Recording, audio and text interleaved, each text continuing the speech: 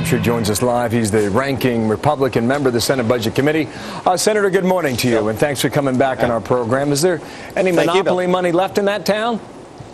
No, there isn't. It would be nice if we were concerned about the short run, too, because basically within the next 24 hours or 48 hours, we're about to spend $2.3 trillion we don't have. That's $2.3 trillion. You're going to take the size of the government up significantly. And as a result, we're going to pass on to our kids a government they can't afford. It's going to reduce their standard of living.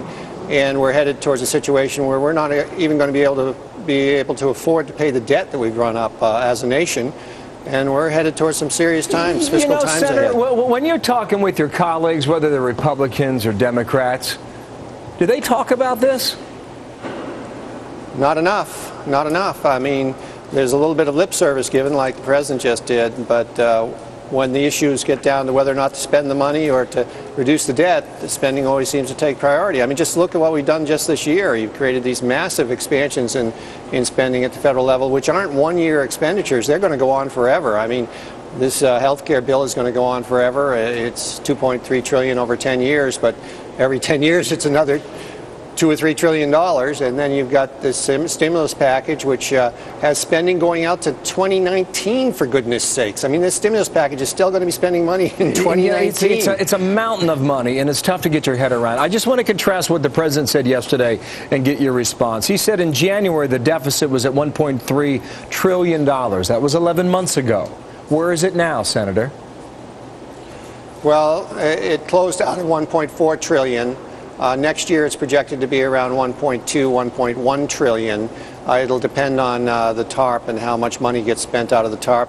As you know, well, you may not know, I put language in the TARP which said that the money that comes back in has to go to debt reduction. But unfortunately, this administration appears to want to keep it, and the Congress appears to want to keep it, the Democratic Congress, as a piggy bank to basically spend on different initiatives which they want to undertake, which, again, is a big mistake. I mean, when we spent this money originally, the TARP money, it was supposed to be a loan from the taxpayers to these financial institutions. When it got paid back, which much of it has been paid back with interest, it was supposed to go to reduce the debt. It's not.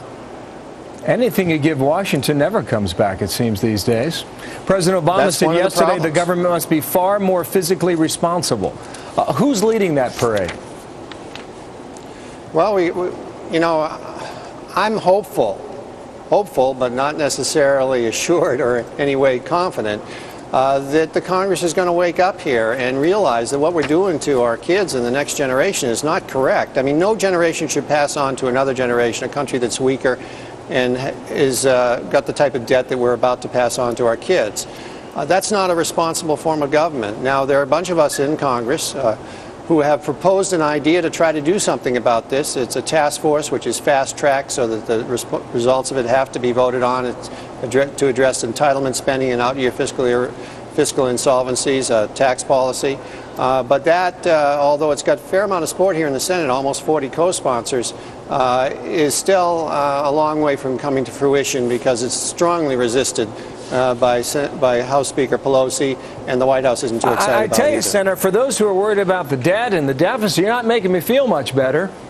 I know you're only one man. I think people need to be. I think people need to be worried about this, and feeling better is probably not an appropriate emotional response to this. The emotional response should be, "Hey, Congress, get your act in order, and let's stop spending money we don't have, and let's stop putting our kids in debt." Senator, thank you. Have a Merry Christmas, okay? Gregg. He'll be working this week. All right. Patty Ann. Well, just as the